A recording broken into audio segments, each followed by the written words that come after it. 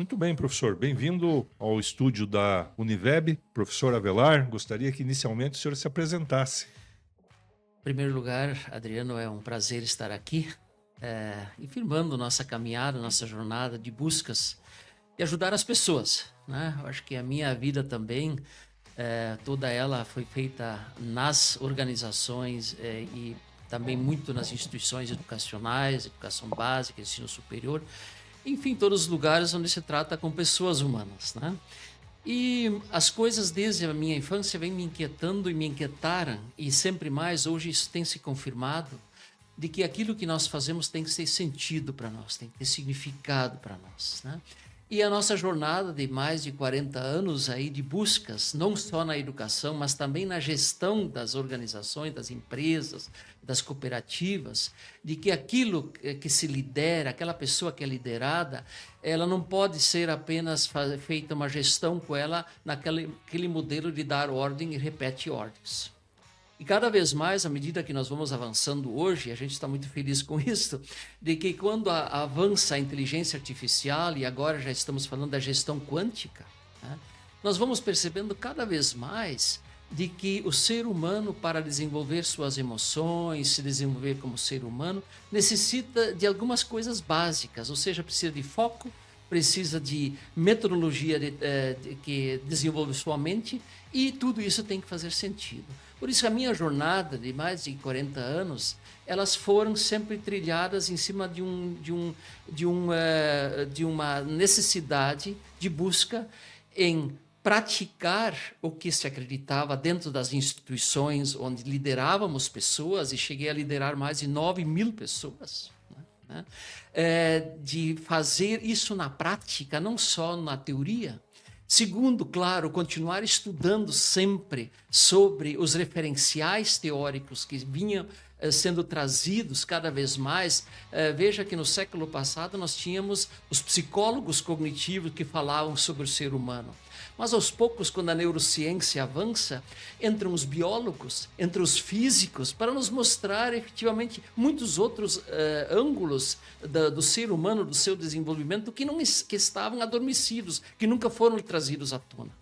E esses estudos, claro, aí nós passamos por faculdade, passamos por mestrado, passamos por doutorado e chegamos ao pós-doutorado também, para que a gente pudesse aprofundar, não para buscar diplomas, mas para aprofundar os estudos e compreendermos melhor o ser humano. Que essa é a maior bagagem hoje que pode ter um líder ou que pode ter um profissional. Em primeiro lugar, se autocompreender, se autoconhecer e compreender como é que o ser humano funciona, como é que funciona a mente, como é que funcionam as emoções. E aí, os estudos nos levaram a isto. Essa aplicação, Adriano, muito, muito rica, porque ela se aplica a qualquer situação onde tem seres humanos. Nós temos trabalhado isso com famílias, sucessão familiar, no agro, por exemplo. Nós temos trabalhado isso em cooperativas, nós temos trabalhado isso em empresas, e nós temos trabalhado isso em escolas, com professores, com diretores, enfim, tudo pessoas que lidam com pessoas. E os resultados são sempre os mesmos. Então, tínhamos um desejo de dar sentido, de buscar efetivamente um conhecer-nos, estudar sobre e publicar. Temos hoje 13 obras publicadas, né? E talvez um quarto ponto que é muito importante nessa nossa jornada foi sempre estar a cada 2, 3 anos em um país diferente, onde buscamos ouvir e saber, conhecer como é que se trabalhava, não só nas escolas e universidades, mas também nas empresas, né? E aí nós podemos citar aqui a Alemanha, podemos citar Singapura, no outro lado, né, da Ásia, né? França, Espanha, Finlândia, Inglaterra, Portugal. E ano passado, minha esposa e eu tivemos uma experiência fantástica em Moçambique, né, onde pudemos trabalhar durante 2 semanas com 40 e poucos coordenadores de uma universidade e ouvir como é que também essas pessoas se colocam diante dessas situações, e isso é um desafio hoje. E aí, nós vemos hoje com muita alegria, com muita satisfação, que agora estamos estudando a física quântica, né, sempre mais, avançando para a mente do universo. E nós percebemos cada vez mais de que nós precisamos novamente nos reconstruirmos. E certamente a palavra-chave é nos humanizarmos em todos os campos.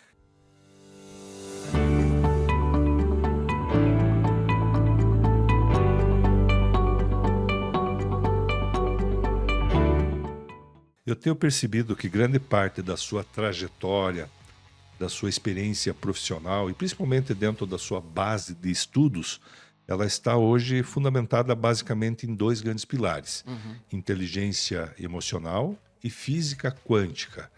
Como que eu aplico essas duas novas ciências hoje no mundo da gestão, no mundo da liderança, no mundo das organizações? Perceba, Adriano, que nada pode ser visto de forma isolada. Tanto a inteligência emocional como o desenvolvimento humano, eles agora vão desembocar em uma resposta muito rica quando avançamos nos estudos sobre, já temos a inteligência artificial agora, e estamos caminhando para a inteligência quântica, que muitos também estão chamando de mente quântica.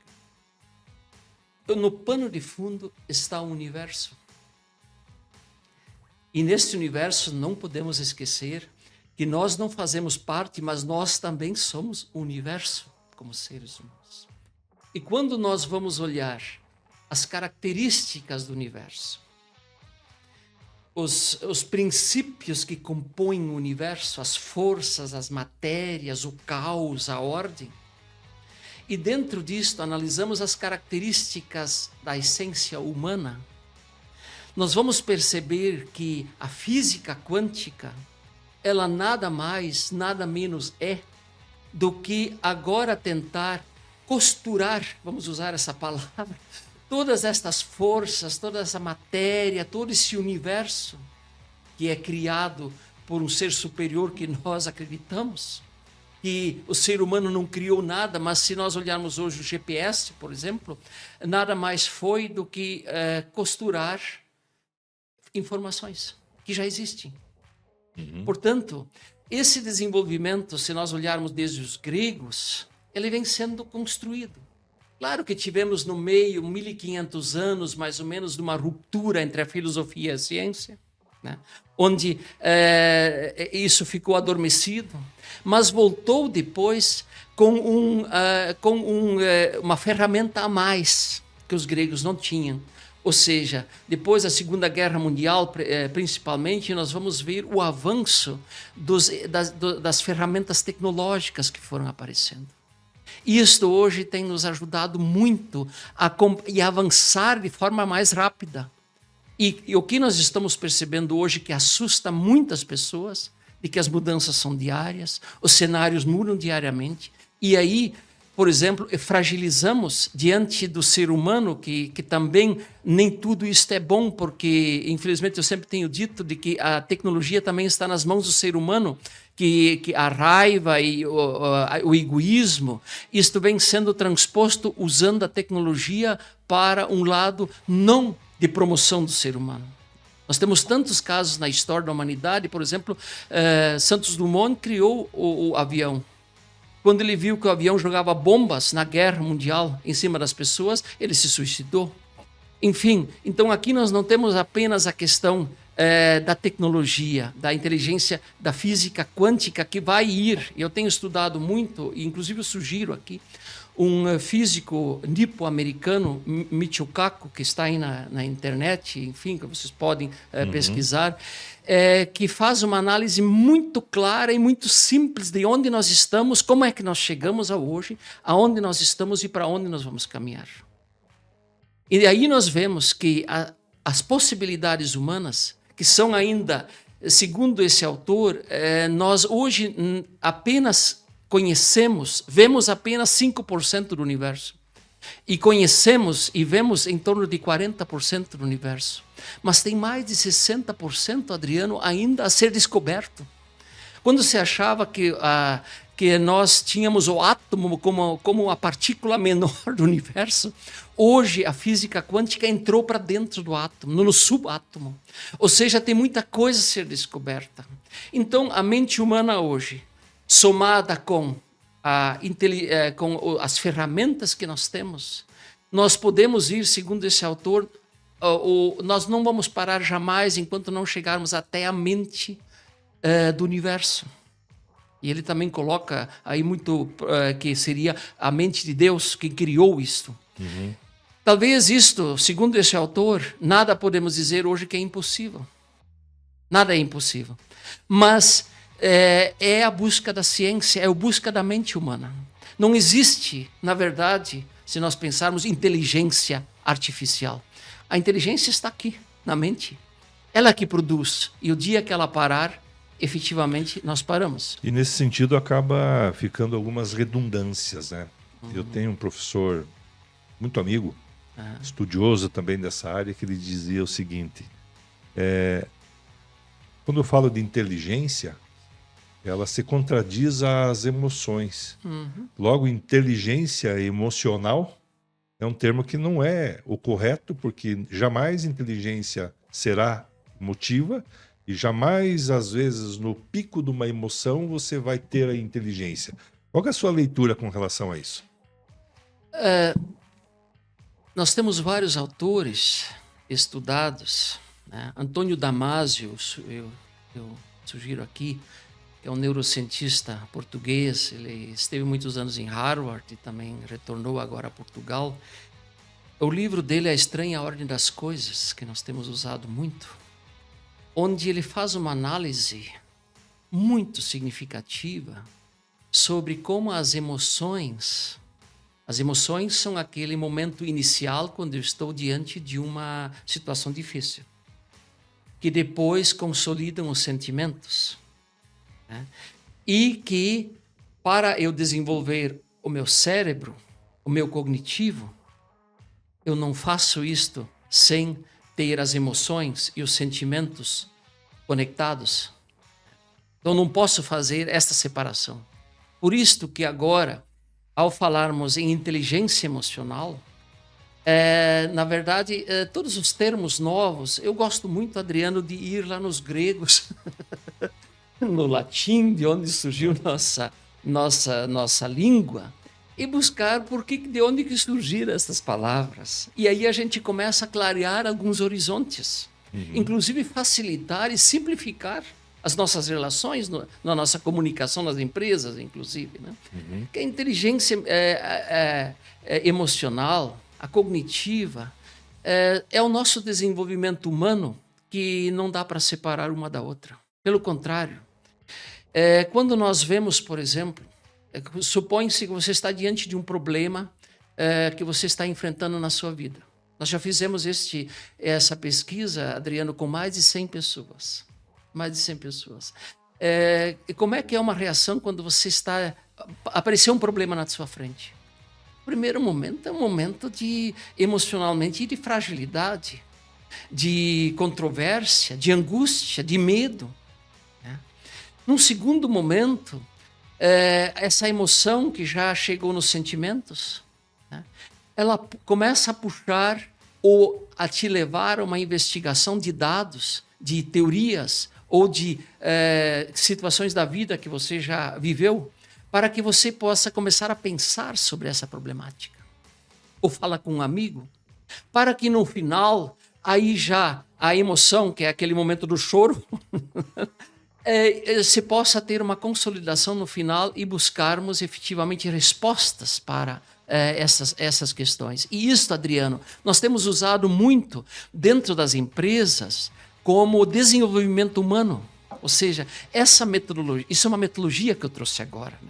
Mas a metodologia, voltando aos gregos, né, podem olhar lá na internet, no Dr. Google, ela vem de duas palavras: logia, que é caminho, e meto, que é meta. Ou seja, você tem que ter um lugar onde quer chegar.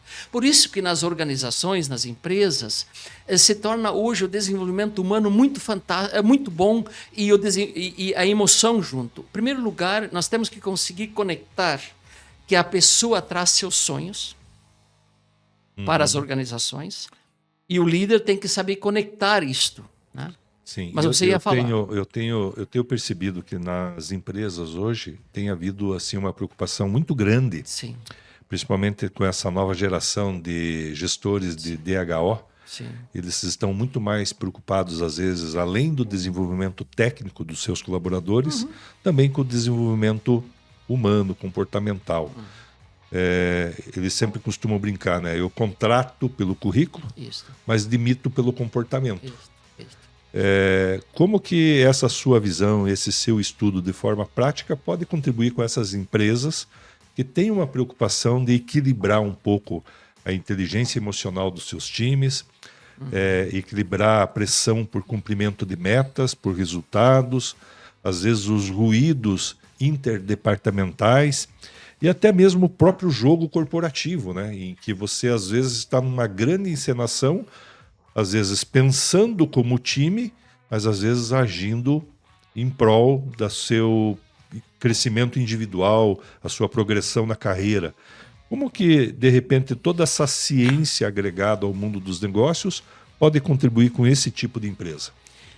Bom, em primeiro lugar, precisa haver uma mudança de paradigma profunda das lideranças, das próprias empresas e das pessoas. Esse é o primeiro ponto. O segundo ponto, e aqui eu puxaria então agora vários campos. Puxaria a neurociência, puxaria os estudos sobre as emoções humanas, enfim. Em primeiro lugar, e aí a metodologia que eu estava abordando no quadro anterior, em primeiro lugar, todos os campos da neurociência nos indicam de que para haver sentido e motivação, engajamento e comprometimento, precisa ter um foco. Na empresa nós chamamos isso de missão, visão, valores, propósitos, mas também o foco pessoal. Precisa casar. E isso começa pelo recrutamento. Ou seja, quando você está recrutando alguém, bom, de ver essa pessoa, a vida dela. Porque nós ainda no Brasil, nós estamos muito presos a diplomas. Mas hoje os países, as empresas mais avançadas no mundo estão preocupadas com quem é essa pessoa. Competências, sentido, comportamentos, disciplina, etc. E uma coisa interessante isso que o senhor está falando, professor Avelar. A gente se defronta dentro das empresas 3 cenários, né? Com relação, às vezes, o colaborador, o gestor. Ou ele é chefe, ou ele é gerente, ou ele é líder. O chefe, aquele que bate na mesa e as pessoas obedecem porque tem medo do cargo que ele exerce. O gestor, aquele que gerencia os indicadores, está preocupado com relação às metas, aos processos, olha muito o plano de ação. E o líder. O líder é aquele que toca o bumbo, né, para a equipe. Mas ele só funciona a liderança se ele tiver um propósito. As pessoas não seguem o líder. As pessoas seguem o bom propósito, a boa causa que esse líder defende. Seria mais ou menos nessa linha que o senhor está falando, para que se exerça um verdadeiro sentido da liderança, ter uma boa causa para que se engaje times, para que se engaje colaboradores em prol de um bem maior? Exatamente. Vamos usar aqui como sinônimo foco e propósito. Como sinônimos. Né? Que é o bem maior. Tem uma historinha, não é a verdadeira história. Em 1969, o ser humano estava se preparando para ir para a Lua. Conta a história de que um jornalista chegou a um varredor da NASA, né? Ele estava varrendo o corredor e perguntou para ele: o que você está fazendo? O normal seria: Adriano, eu estou vendo, não está vendo, estou varrendo. Mas a resposta dele não foi. A resposta dele foi com propósito. Ou seja, eu estou ajudando o primeiro homem a ir para a Lua. Eu sempre digo nas formações, se vocês como líderes conseguirem que as pessoas não falem mais da sua atividade que estão fazendo, mas do propósito maior, quando perguntado o que você está fazendo, você atingiu uma das grandes metas como líder. E hoje nós não podemos mais separar chefe, gerente e líder. É só uma pessoa só. Uma pessoa só. Por isso, em primeiro lugar, eu tenho que conhecer quem é esse ser humano como líder. E aí nós vamos recomeçar a pensar muitas coisas. Então, o primeiro ponto que a neurociência coloca tem que ter foco e propósito para se motivar. E aí, se eu estou contratando alguém, eu preciso ver se esta pessoa comunga dos meus propósitos e do meu foco. Porque se ela não comunga, ela jamais vai poder ser alguém dentro da organização que vai crescer. Ela vai vir para trabalhar e ganhar o salário no final do mês, e aí nós sabemos o quanto isso nos custa. Segundo ponto, se eu agora tenho foco, segundo os gregos, eu tenho que ter logia, eu tenho que ter um caminho. O método. O método, exato, metodologia. E o método, ele tem 3 pontos. Aí se cai um mito também, de que se diz nas universidades por aí, e esse é um outro neurocientista francês que nós citamos, Derrien, a quem quiser ler, é sobre como é que o ser humano funciona. E quando ele diz que, em primeiro lugar, a metodologia, você tem um caminho e cada cérebro é igual ao outro.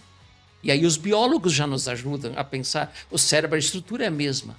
Ou seja, num momento inicial, eu preciso ter um momento de provocação. E levamos isso para as reuniões das empresas. Levamos isso para os diálogos nas empresas.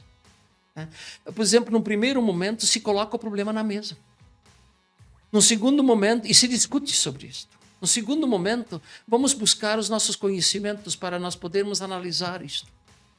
E no terceiro momento, numa reunião ou num diálogo individual, no terceiro momento, nós juntos vamos encontrar as melhores soluções, fundamentadas não por achismo, porque sabemos que isso custa dinheiro, né?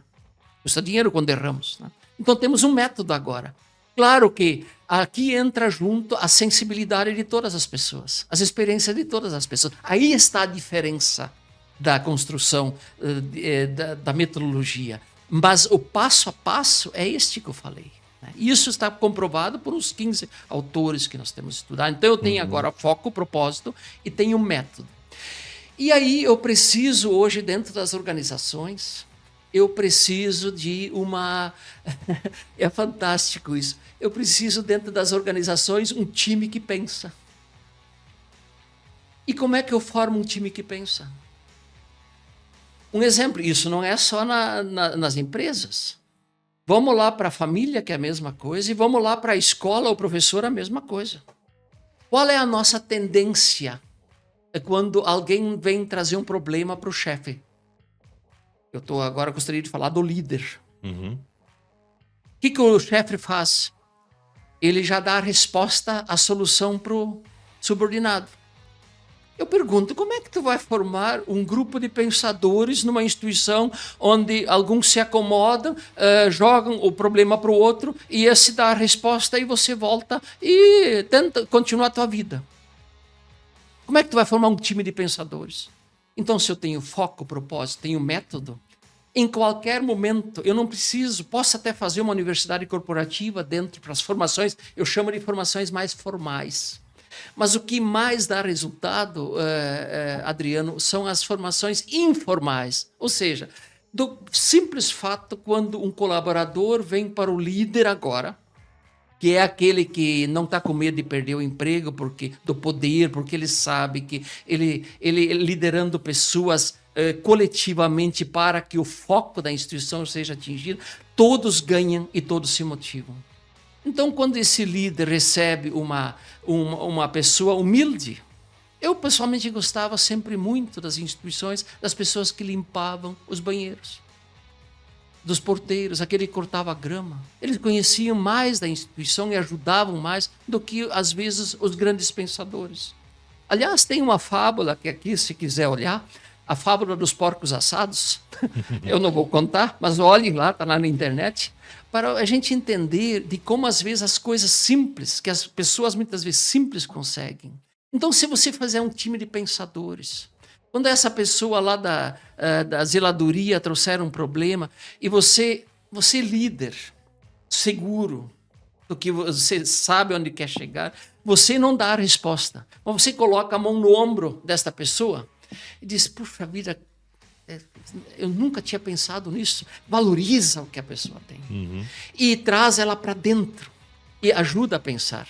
E aí e cada vez mais, para a física quântica, para a mente quântica que vai vir, cada vez mais eles inclusive chamam que cada ser humano dentro de uma organização é uma célula quântica.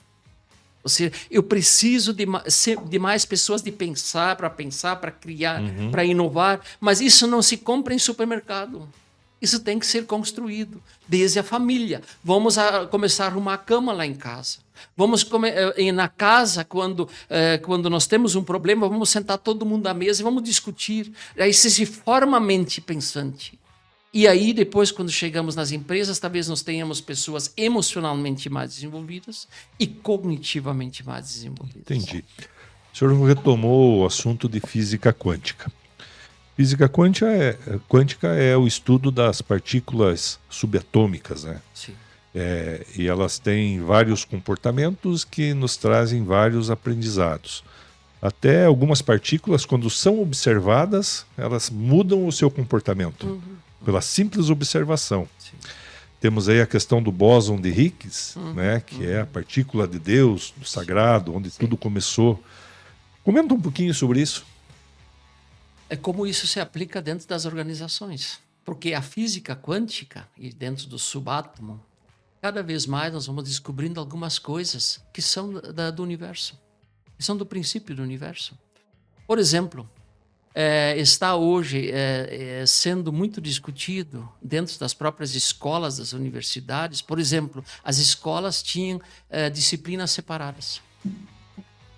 Eu tenho escrito muito, Adriano, sobre os planetas separados. Nós temos o planeta Universo, nós temos o planeta Escola, o planeta Universidade, e poderia colocar aqui também um modelo de gestão das empresas. São coisas separadas da vida. Alguns princípios que a inteligência... São ecossistemas particulares, né? Exato, separados. Mas interdependentes.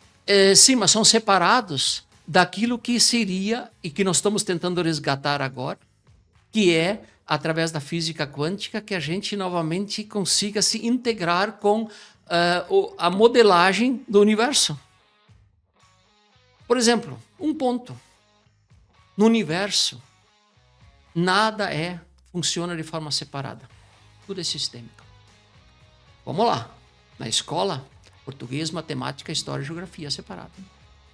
Na empresa, o gerente dando ordens num canto, o outro fazendo outra coisa no outro canto, outra coisa no outro canto. E hoje, com a tecnologia toda, nada mais na empresa funciona de forma separada, fragmentada. Todos precisam ter sistemicamente integração, por isso tem que ter foco. Por isso, a comunicação, por exemplo, nas empresas, que eu, inclusive agora eu trabalhei há dias atrás com um grupo de 20 empresários em Ponta Grossa. O primeiro problema que eles levantaram, problema de comunicação nas empresas. Mas como é que tu vai comunicar se tu não sabe onde você quer ir? Ou se as pessoas que estão ali não sabem aonde se quer chegar? Então, veja, aí vários pontos vêm agora juntando a física quântica ou a mente quântica, que já o quântico já diz, é múltiplo, né? A visão é múltipla. Eu trabalhava, anos atrás, eu fiz um trabalho com um autor brasileiro chamado Augusto Cury, né?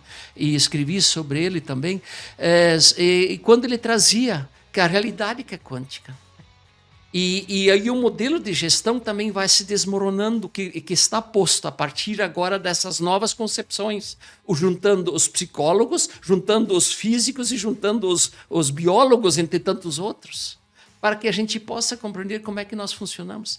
Sistêmico. É sistêmico. Por exemplo, o contraditório também está posto na física quântica agora. O contraditório, porque a natureza só funciona entre o caos e a ordem, certo? Uma hora é temporal, outra hora é sol. E esse equilíbrio se busca. Mas isso agora tem que ser introjetado para dentro das organizações e para dentro das pessoas. E aí vem um grande desafio, Adriano, porque nós, desde a nossa infância, nós fomos educados de forma fragmentada. Na família, na escola, na empresa. Então, agora, é interessante, fizemos dias atrás, fizemos um estudo muito interessante sobre as palavras-chave que estão já nos livros, né? Inclusive, estou começando a ler agora um novo livro do Michio Kaku para avançar, né, nesses estudos e compreender isto. Pegar palavras-chave, Adriano, que identificam a física quântica. E aí, comparado isso com a ciência, a história da ciência. E conectado isso com as palavras-chave que caracterizam o ser humano. Nós vamos ver que esses 3 mundos estão no mesmo mundo. Temos um mundo microscópico que está interagindo nas mesmas regras, na mesma lei do que o mundo macroscópico, universal. Sim. Isso se interage. Quando eu olho para física quântica, é quase que um universo infinito também. E hoje, quando a gente vê todo esse aprendizado, todo o comportamento das partículas, o comportamento das leis da física no mundo quântico, quando a gente vê reações diferentes para determinado tipo de estímulo nas partículas, a pergunta que eu queria perguntar para o senhor, professor Avelar, é o seguinte: isso, de uma certa forma, de uma maneira inconsciente, está acontecendo dentro das organizações? Ou é algo que você tem que olhar, observar, aprender e, de uma certa forma, como o senhor acabou de falar, introjetar dentro das organizações? É algo que precisa ser descoberto na empresa, porque já existe, ou é algo que está já funcionando, né? Que, aliás, melhor, que não esteja funcionando e que precisa ser jogado como um processo de conhecimento novo dentro das organizações? E complementando, né, por que as empresas, uma vez que cientificamente é reconhecido de que essas analogias do mundo subatômico trazem vantagens competitivas para as empresas, para as organizações, por que a gente vê tanta resistência, né, por parte de quem lidera essas empresas em implementar esse tipo de ciência, ou esse tipo de conhecimento, ou esse tipo de nova competência?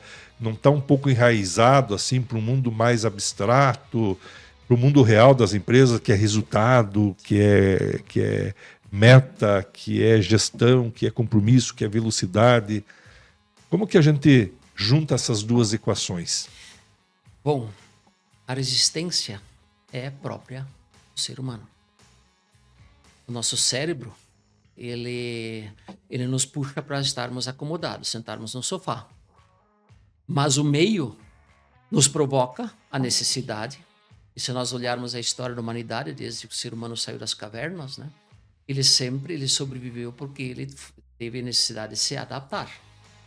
Talvez nunca tão rápido e tão célere como hoje, devido a toda a conjuntura que nós já trouxemos aqui, né? Quer dizer, hoje nós temos a tecnologia, nós já temos recursos que agilizam os processos.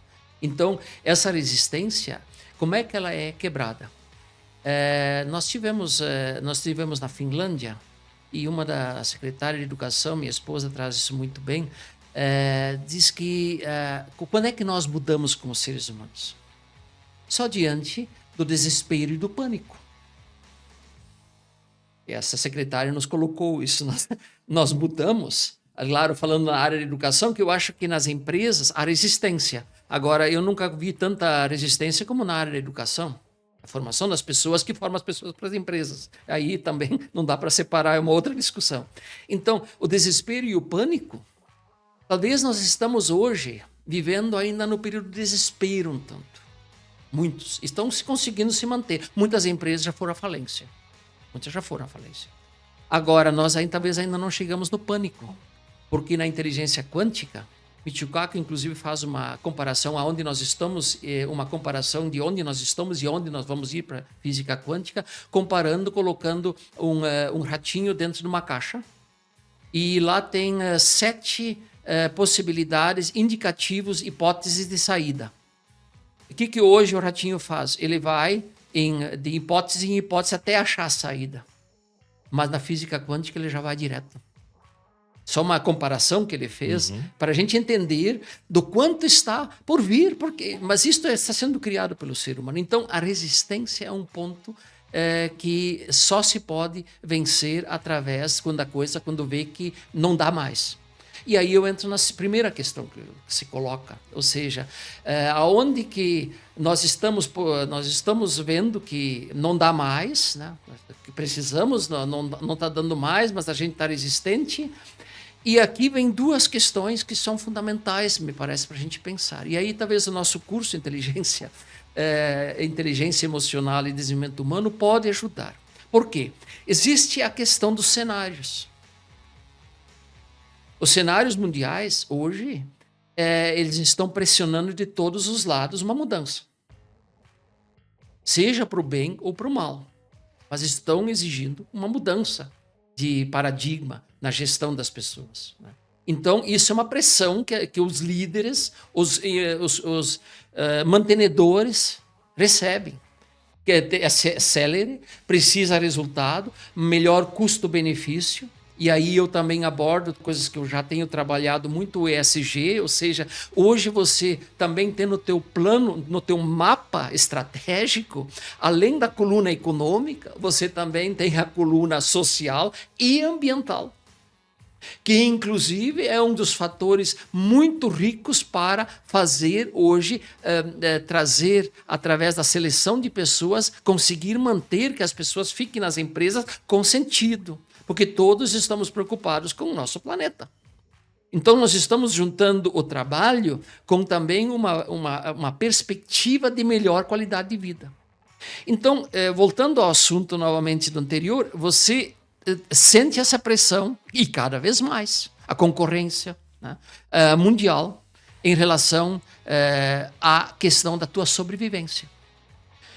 Aonde nós podemos, então aqui já vai ter um desespero e pânico. Uhum. Já vai ter um desespero e pânico. Qual é a nossa missão aqui? De tentar ajudar as pessoas. Trazer talvez outros olhares. Porque quando você está dentro de um cômputo de uma realidade, de uma instituição, você muitas vezes você fecha teu olhar, você não consegue mais fazer leitura. Agora, essa parte que vem para ajudar aqui, ela também tem que ter método. Você não pode chegar de fora para dentro, como se fazia antigamente, de colocar as coisas de fora para dentro das pessoas. Você tem que ter capacidade de sensibilizar, de emocionar de dentro para fora as pessoas. Porque se nós não tivermos essa capacidade de mostrar e emocionar as pessoas de dentro para fora, e elas sentirem de que existe realmente um caos emocional nos líderes também, porque hoje nós estamos com uma dificuldade de líderes, exatamente por causa dessa quebra de paradigma que precisamos. Nós ainda não saímos de um modelo, e nós ainda estamos num modelo querendo sair, mas ainda não encontramos um novo modelo, desde a família, na escola, na universidade e nas empresas. Né? Então, essa questão, também o nosso papel aqui, e nós temos nos preocupado muito com isso no nosso trabalho, e talvez os resultados que nós temos tido. Eu saí muito emocionado dias atrás lá de Ponta Grossa, porque empresários, gerentes, disse, poxa vida, agora estou começando, já depois, uma aula era uma semana e outra aula era 14 dias depois. Eu já comecei a fazer uma mudança na minha vida pessoal, no meu planejamento pessoal, lá em casa, na minha família, porque eu vi que eu estava totalmente fora do caminho, e as crises que nós estávamos passando pessoalmente e na família e na empresa, elas tinham respostas. E tinham respostas possíveis do autoconhecimento, de eu poder conhecer quem é o ser humano. Claro, são pequenas pílulas que se colocam, mas uma coisa é certa, para mudar essa situação aqui, se não for afetado o emocional dos líderes, dos gerentes, eles, inclusive, nessa última aula, fizeram uma comparação entre gerente e líder. Né? Se não houver uma mudança emocional por dentro, nós dificilmente vamos ainda ter pessoas sofrendo muito e, infelizmente, muitas empresas indo à falência. Muito bem, professor Avelar.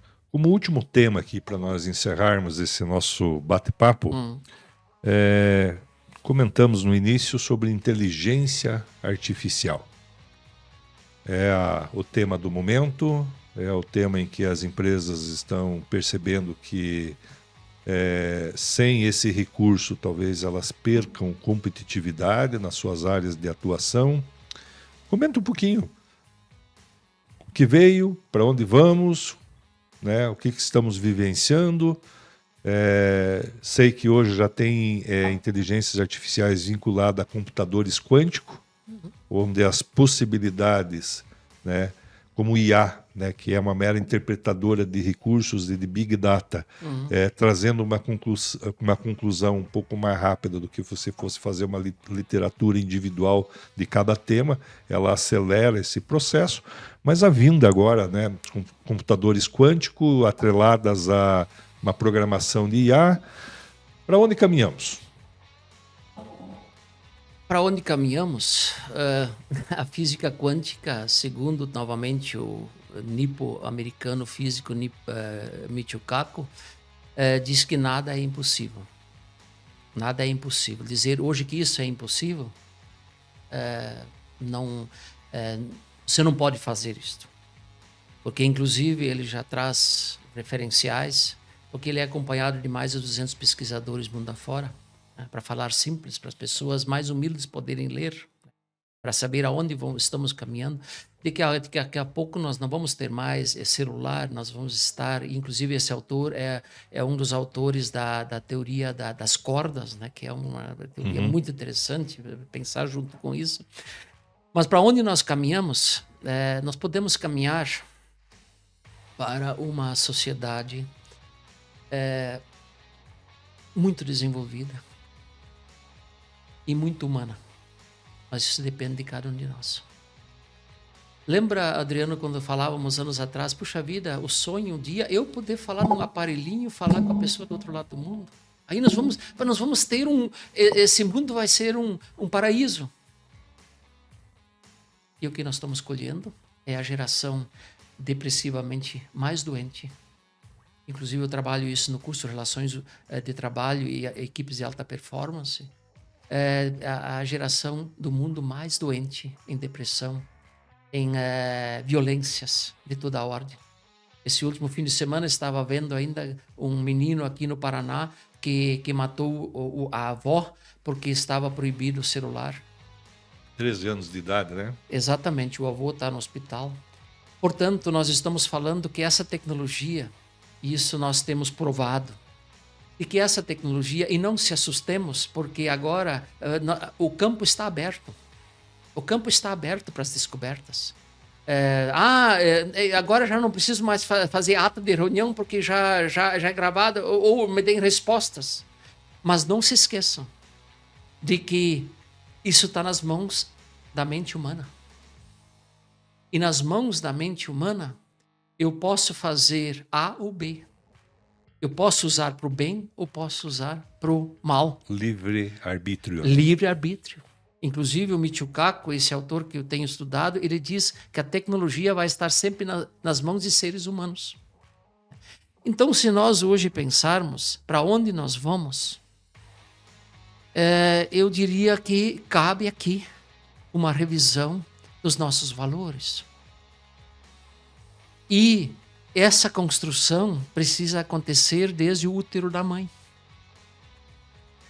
A criança pequena, ela tem que aprender, isso é uma das grandes coisas que eu acho que a neurociência tem nos ensinado, de que nós só crescemos, nosso cérebro, nossa mente só cresce diante de desafios.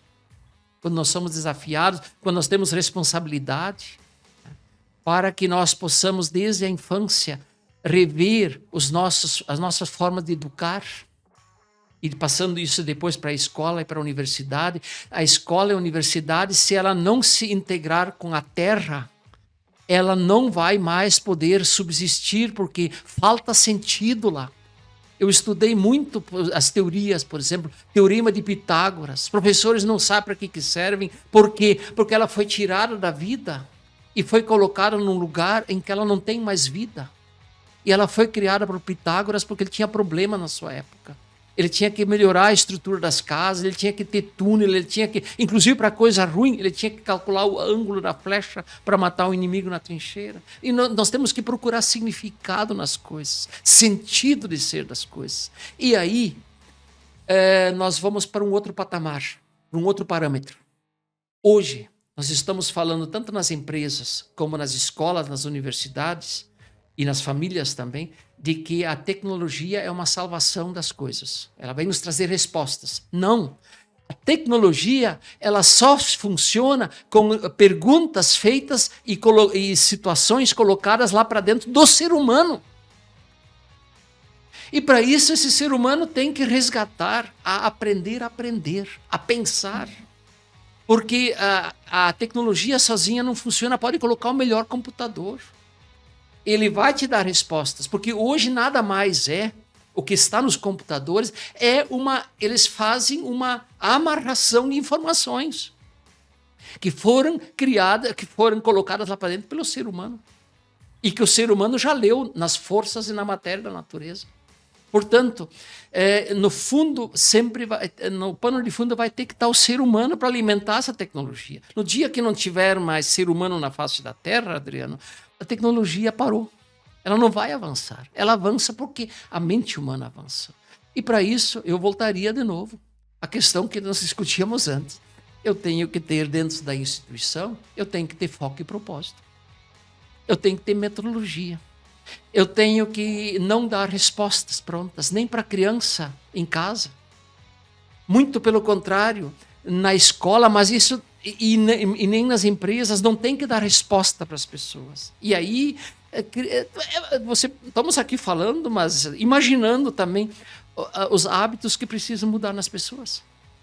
Por exemplo, se eu era chefe, que era o professor, por exemplo, que era o sabedor de tudo, agora tem que mudar de ser um mediador, de puxar o que está acontecendo na vida, trazer a teoria para que se possa fazer efetivamente um desenvolvimento cognitivo da criança e do jovem. E depois esse vai ser um desenvolvimento melhor na empresa. Porque quanto mais pessoas que aprenderam a pensar estão efetivamente melhor preparadas, melhor vão fazer na empresa. E aí nós temos vários desafios. Nós temos tudo isso à disposição. Só que as últimas pesquisas têm dado de que cognitivamente nós estamos desacelerando. Estamos caindo. Por quê? Porque essa tecnologia... eu tinha meu celular aqui antes, mas eu ia te mostrar o celular, mas suponha que estava o meu celular aqui. A tecnologia, ela nos aprisionou. Nós passamos dias e dias olhando, horas e horas, olhando coisas fúteis no celular. E aí, os autores também que nós temos estudado reportam de novo que é preciso começar a ler as obras que fazem pensar. E aí, estamos aqui num dilema. Nós precisamos de pessoas pensantes, pessoas que estão atualizadas, aprender, que não têm mais diploma acabado, nunca estão formados. E do outro lado nós temos uma gama da multidão da humanidade que está acomodada atrás, escravizada nos meios de comunicação. Se olhar o futuro, me parece que nós temos aqui pensar esses dois parâmetros. Ótima reflexão, professor Avelar. Eu gostaria de agradecer a sua presença. Espero que esse nosso bate-papo não seja o último. Tem muito tema aí para ser explorado. Espero que vocês também tenham gostado aí desse nosso bate-papo. Professor, para aquela câmera ali, né? Onde que as pessoas que estão nos assistindo podem acessar a sua obra, fazer contato com o senhor, conhecer um pouquinho mais das suas publicações? Nós hoje, depois dos últimos 8 anos, quando nós, minha esposa e eu, a Maristela, nos damos conta de que nós tínhamos reunido, depois de quase 50 anos, sempre nas instituições que trabalhamos, fazer dessas instituições locais de pesquisa e de formação e de produção. Nós, a Maristela e eu, nós trabalhamos juntos hoje, nós criamos uma pequena... Tínhamos que ter um CNPJ, né, Adriano? Então, nós criamos uma pequena empresa, que é a Inovar Educacional, que vocês podem acessar, nos acompanhar no Instagram,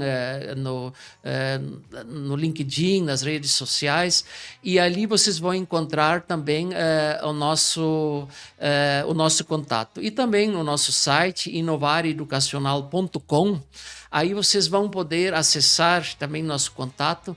E para nós temos hoje uma grande alegria, Adriano, quando as pessoas nos procuram. E hoje o mundo está muito virado comercialmente, né?